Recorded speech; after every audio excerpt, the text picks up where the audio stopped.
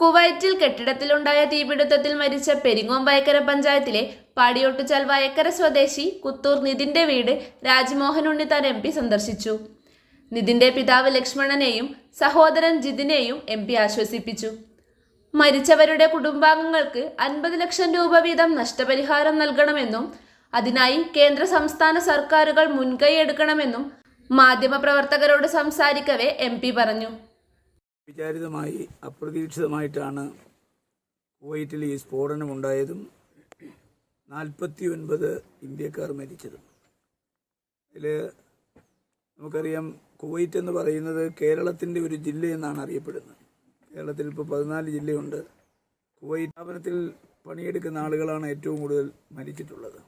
49 പേരാണ് ദാരുണമായി അപകടത്തിൽ മരിച്ചത്. 3 പേരെ തിരിച്ചറിഞ്ഞിട്ടില്ല. 46 പേരെ തിരിച്ചറിഞ്ഞിട്ടുണ്ട്.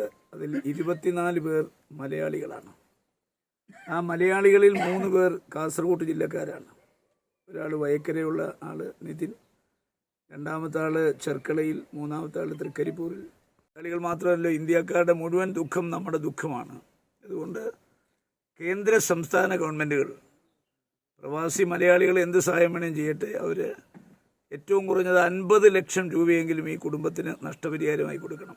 യൂസഫ് അലിയും രവി പിള്ളയും അതുപോലെ പ്രവാസി ലോകത്ത് പ്രവർത്തിക്കുന്ന ആളുകളൊക്കെ അവരുടേതായ സാമ്പത്തിക സഹായം കൊടുക്കും. അപ്പോൾ എല്ലാ കുടുംബത്തിനും, ഈ മരിച്ച 49 കുടുംബങ്ങൾക്കും 50 ലക്ഷം രൂപ കേന്ദ്ര സംസ്ഥാന ഗവൺമെൻറ്റുകൾ, കേരളത്തിലുള്ള 24 പേർക്ക് കേരള ഗവൺമെൻറ്റും ഇന്ത്യയിലെ ഈ പറയപ്പെടുന്ന സംസ്ഥാനങ്ങൾ കേന്ദ്ര ഗവൺമെൻറ് വീതം നിശ്ചയിച്ചാൽ ബാക്കി സംസ്ഥാന ഗവൺമെൻറ് കൊടുക്കണമെന്ന കർശനമായ നിർദ്ദേശം കേന്ദ്ര ഗവൺമെൻറ് കൊടുക്കണം.